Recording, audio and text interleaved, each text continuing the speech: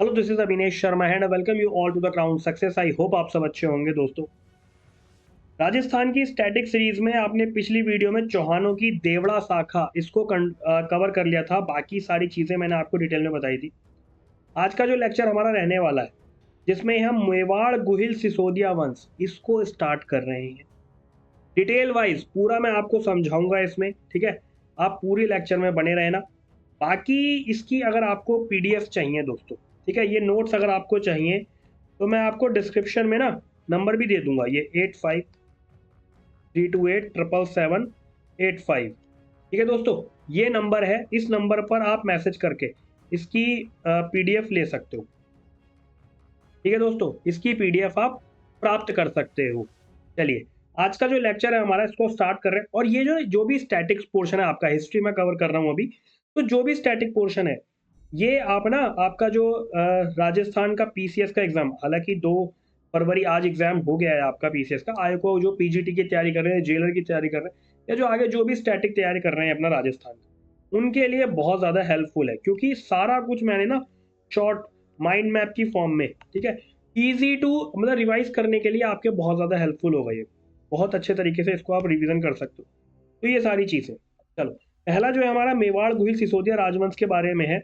अब देखो, एक व्यक्ति हुए जिनका नाम है डॉक्टर गौरी शंकर ओझा। ठीक है, इन्होंने क्या बताया, गुहिलों को इन्होंने सूर्यवंशी कहा है। ठीक है, तो एक व्यक्ति है डीआर भंडारकर और एक व्यक्ति गोपीनाथ शर्मा। इन्होंने कहा है गुहिलों को ब्राह्मण वंश का बताया। देखो, कंफ्यूज मत होना, पूछता है ये एग्जाम में, ऐसा नहीं कि कुछ भी लिखवा रहा हूँ। देखो, फालतू कुछ नहीं लिखवा रहा हूँ, फालतू कुछ नहीं पढ़ा रहा हूँ। जो भी पढ़ा रहा हूँ एग्जाम में आता है और आगे भी आएगा। ठीक है दोस्तों, तो ये गौरी शंकर ओझा जो है, इन्होंने गुहिलों को सूर्यवंशी बताया। और डीआर भंडारकर और गोपीनाथ शर्मा, इन्होंने गुहिलों को जो है ना ब्राह्मण वंश का बताया है। ठीक है, एक ये देखो, ये वर्ड आती है, टर्म आती है, नैन्सी रीख्या। ठीक है, इसमें जो है ना गुहिलों की 24 शाखाओं का वर्णन है। और कर्नल जेम्स टार्ड, इन्होंने भी गुहिलों की 24 ही शाखाएं मानी है। लेकिन कविराज हुए हैं श्यामल दास, इन्होंने कहा है कि गुहिलों की 36 शाखाएं हैं। ठीक है जी दोस्तों, चलिए, अब इसके बाद में देखो कालभोज का समय आता है, इंपॉर्टेंट है ना। 734 से 753 ईस्वी का ये टाइम पीरियड है। इसको बप्पा रावल भी कहा जाता है। और जो गुहिल साम्राज्य है उसका वास्तविक संस्थापक भी कालभोज ही है, या बप्पा रावल। ठीक है, बप्पा रावल की जो उपाधि दी थी, इसके गुरु हैं हरित ऋषि, इनके द्वारा जो है बप्पा रावल को उपाधि मिली थी। ठीक है दोस्तों, फिर ये जो 734 से 53 के बीच टाइम पीरियड है, यहाँ पर चित्तौड़गढ़ के राजा हुए मानमोरी, इनको हराकर मेवाड़ में गुहिल साम्राज्य की नींव डली। अब चित्तौड़गढ़ में ही राणा रतन सिंह, आपने जो पद्मावती मूवी देखी होगी ना, उसमें राणा रतन सिंह जो है वो गुहिल वंशी है। ठीक है, समझने वाली बात है ये।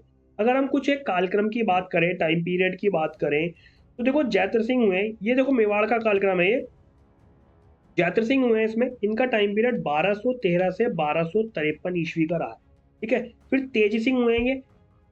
मैं बार बार आपसे कह रहा हूँ, कुछ भी फालतू नहीं पढ़ा रहा हूँ, वही पढ़ा रहा हूँ जहां से एग्जाम में क्वेश्चन पहले भी बने हुए हैं और आगे भी आपको दोस्तों देखने को मिलेंगे एग्जाम में क्वेश्चन। ठीक है, ये कालक्रम कई बार पूछ लेता है। तेज सिंह के बारे में 1253 से 73 का टाइम पीरियड, समर सिंह 1273 से 1302। ठीक है, हमीर जो है ना 14वीं पीढ़ी से आते हैं। ठीक है, और मोकल कुंभा, क्षेत्र सिंह, लक्ष्मी सिंह, ये सारे इनसे रिलेटेड है। ठीक है दोस्तों, अब देखो, जैसे बात आई थी पद्मावती की, राणा रतन सिंह की, तो अलाउद्दीन खिलजी की बात तो आनी तय है। ठीक है, किसकी बात आनी तय? अलाउद्दीन खिलजी की बात आनी तय। अब देखो पद्मावती, आपने मूवी देखी होगी तो उसमें पता चला होगा कि पद्मावती के सौंदर्य से आकर्षित हुआ अलाउद्दीन खिलजी। ठीक है, कौन आकर्षित हुआ? अलाउद्दीन खिलजी। अब पद्मावती जो है गंधर्व सेन और चंपावती की पुत्री थी। ये जो है ना सिंघल द्वीप के राजा रानी थे। ठीक है, पद्मावती के सौंदर्य से आकर्षित होकर अलाउद्दीन ने 28 जनवरी 1303 को चित्तौड़ पर आक्रमण किया और 7 महीने की लगभग जो है ना घेराबंदी करी। ठीक है दोस्तों, 7 महीने की घेराबंदी करने के बाद में भी पद्मावती को तो देख नहीं पाया अलाउद्दीन। अब जब नहीं देख पाया तो 26 अगस्त 1303 को उसने जो है चित्तौड़ पर आक्रमण कर दिया। राणा रतन सिंह को बंदी बना लिया। बाद में क्या हुआ, जब वॉर चली, मूवी आप देख सकते हो जाकर के समय निकाल के, जिसने नहीं देखी, हालांकि सबने देख ली होगी, लेकिन जिस भी व्यक्ति ने, जिस भी स्टूडेंट ने नहीं देखी है वो जाकर के जरूर देखे। ठीक है, बाद में क्या हुआ, गौरा और बादल के साथ में राणा रतन सिंह की मृत्यु हो गई। फिर पद्मावती ने सैकड़ों स्त्रियों को साथ लिया, ठीक है, और जौहर किया। अब जौहर क्या होता है, आपके लिए होमवर्क भी है जो नए स्टूडेंट्स हैं, ठीक है। जौहर के बारे में पता करेंगे, जौहर क्या होता है।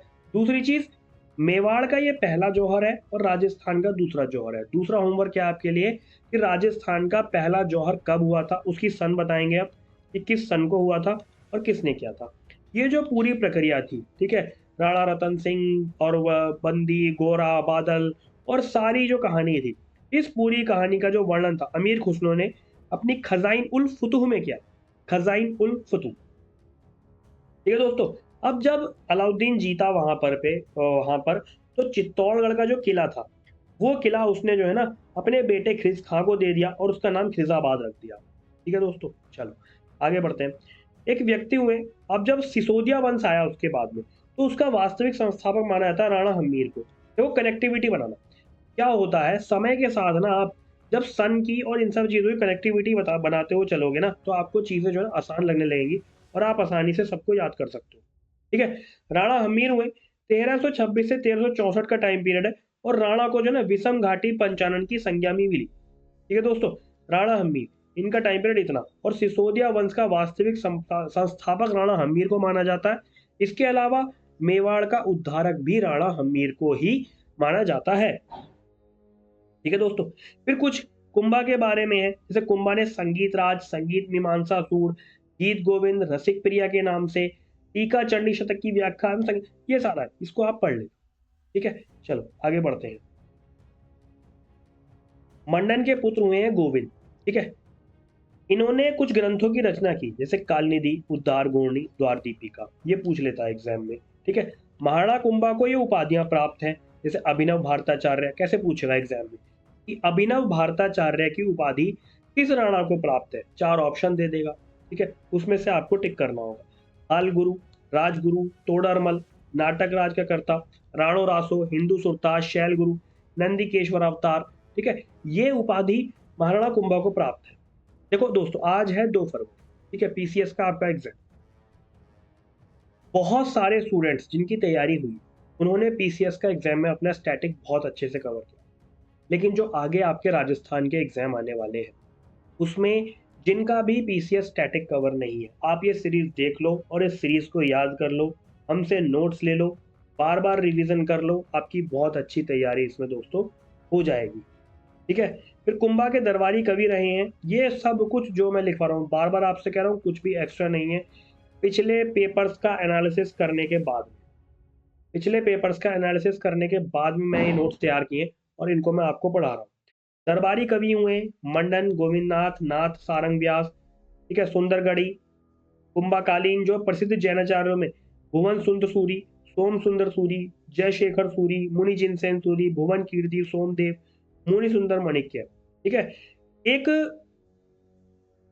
कीर्ति स्तंभ प्रशस्ति है। ठीक है, इसके अनुसार कुंभा जो है ना वीणा बजाने में निपुण था। इसके संगीत गुरु हैं सारंग व्यास। ठीक है, इनके गुरु जो है हीरानंद मुनि। अब हीरानंद मुनि को जो है ना कविराज की उपाधि दी, किसने दी, कुंभा के द्वारा मिली। ठीक है, कुंभा की पुत्री थी रमाबाई, जिसको बागीश्वरी कहा जाता था। और किस लिए कहा जाता है, क्योंकि उसका संगीत के प्रति प्रेम बहुत ज्यादा था, इसीलिए बागीश्वरी को जो है ना इसीलिए रमाबाई को बागीश्वरी कहा जाता था।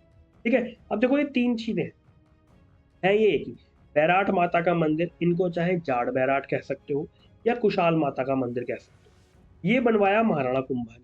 ठीक है, इसमें भी ऑप्शन 4 देगा कि किसने बनवाया, तो ये महाराणा कुंभा ने बनाया। कुंभा द्वारा कुछ मेन किले बनाए गए, जैसे कुंभलगढ़ राजसमंद में, अचलगढ़ माउंट आबू में, बसंती दुर्ग सिरोही में, मचान दुर्ग, बैराट दुर्ग, ठीक है, जो कि कोलन और बदनौर के निकट है। ठीक है, टोटल 32 दुर्ग कुंभा ने बनवाए। अब देखो कीर्ति स्तंभ और विजय स्तंभ की बात आई थी पहले, तो ये जो विजय स्तंभ था भगवान विष्णु को समर्पित है विजय स्तंभ। ठीक है, 9वीं मंजिल जो है बिजली गिरने से टूटी और उसका जो जीर्णोद्धार करवाया दोबारा से राणा स्वरूप सिंह ने करवाया। ठीक है, ये जो विजय स्तंभ है 122 फीट ऊंचा है, 9 मंजिला विजय स्तंभ था, राणा कुंभा द्वारा बनवाया गया। कहां पर बनवाया गया है, सारंगपुर में। ठीक है, और ये युद्ध की विजय स्मृति में बनाया, राणा कुंभा ने जो भी युद्ध लड़े जीते, उनकी विजय स्मृति में विजय स्तंभ बनाया गया, इसे कीर्ति स्तंभ भी कहा जाता है। ठीक है, 1440 से 1448 के टाइम पीरियड में बनाए। और ये कीर्ति स्तंभ जो है ना, इसमें प्रशस्तिकार थे कवि अत्रि। ठीक है दोस्तों, जेम्स टॉड ने क्या कहा है कि कुतुब मीनार से श्रेष्ठ इमारत विजय स्तंभ को बताया। ठीक है, कीर्ति स्तंभ की तीसरी मंजिल पर अरबी में अल्लाह खुदा हुआ है 9 बार। ठीक है, इसको जो है ना भारतीय मूर्तिकला का विश्वकोश भी कहा जाता है। और 15 अगस्त 1949 को 1 रुपए का डाक टिकट जारी किया गया था इससे रिलेटेड। ठीक है, ये सारी चीजें। इसके बाद आता है आपका सारंगपुर का युद्ध। ये कुंभा मालवा सुल्तान खुलजी के बीच में हुआ। इसमें महाराणा कुंभा विजयी रहे। ठीक है, और ये वॉर किस लिए हुआ, क्योंकि महपा पवार को जो है ना शरण दी गई थी, उसके कारण जो है ये युद्ध हुआ। उसके बाद में संधि हुई। ठीक है, संधि मालवा के सुल्तान खिलजी, गुजरात के सुल्तान कुतुबुद्दीन ऐबक और महाराणा कुंभा के विरुद्ध जो है ना ये संधि हुई थी। ठीक है, मेवाड़ को जीतकर ये बांटना चाहते थे, इसके लिए फिर ये संधि हुई। ठीक है, इसमें कुंभा विजयी रहा। ठीक है, महाराणा सांगा जो है ना, इनको हिंदूपत नाम से जाना जाता है। ये हिंदूपत नाम से विख्यात हुए और 1509 से 1528 का इनका टाइम पीरियड रहा है। जेम्स टार्ड ने महाराणा सांगा को सिपाही का अंश कहा है। महाराणा सांगा अज्ञातवास में रहे थे और करमचंद पवार ने इनको जो है संज्ञान में लिया था और इनको इनकी पूरी देखभाल, ठीक है, करमचंद पवार ने की थी। हथौली का युद्ध हुआ। कोटा में एक तहसील है पीपलदा तहसील, 1517 ईस्वी में राणा सांगा और इब्राहिम लोदी के बीच हुआ। इसमें राणा सांगा विजयी हुआ, लेकिन राणा सांगा इसमें लंगड़ा हो गया। ठीक है दोस्तों, फिर गागरोन का युद्ध हुआ 1519 ईस्वी में। ठीक है, इसमें आक्रमण किया गया गागरोन के किले पर। मालवा महमूद खिलजी द्वितीय और गुजरात के मोहम्मद शाह के बीच में हुआ। इसमें महमूद खिलजी को बंदी बना लिया, क्षमादान देकर छोड़ दिया। इसमें भी विजय किसकी हुई, महाराणा सांगा की। तो ये कुछ फैक्चुअल इंफॉर्मेशन थी हिस्ट्री से रिलेटेड। जल्दी ही मैं मानकर चल रहा हूँ अगली 5-6 वीडियो में आपकी ये हिस्ट्री कवर हो जानी चाहिए। कंप्लीट नोट्स आपको इसके मिल जाएंगे। व्हाट्सअप नंबर मैं डिस्क्रिप्शन में भी दे दूंगा, मैंने वीडियो में भी आपको बता दिया है। आप वहां पर मैसेज करके, ठीक है, मैसेज करके आप जो है इन नोट्स को प्राप्त कर सकते हो। चलिए पढ़ते रहो अपने इसी तरीके से, मैं सारी चीज़ें आपको कवर कराता रहूँगा। इसके अलावा दोस्तों, अगर आप हिस्ट्री और ये आंसर राइटिंग कवर करना चाहते हो तो आप ये चैनल की प्लेलिस्ट में जा करके आंसर राइटिंग, हिस्ट्री कवर कर सकते हो। सभी चीज़ों का बेहतरीन सॉल्यूशन आपको यहाँ पर मिल जाएगा। चलो पढ़ते रहो, अपनी इसी तरीके से तैयारी करते रहो। All the very best, thank you. और हाँ, जियो पॉलिटिक्स की सीरीज हमने फिर से स्टार्ट कर दी, उसको भी आप देखते रहो। आपकी स्किल्स को, माइंड को, सोचने को, करंट अफेयर इन सबको डेवलप करने के लिए बेहतर है। चलिए, थैंक यू।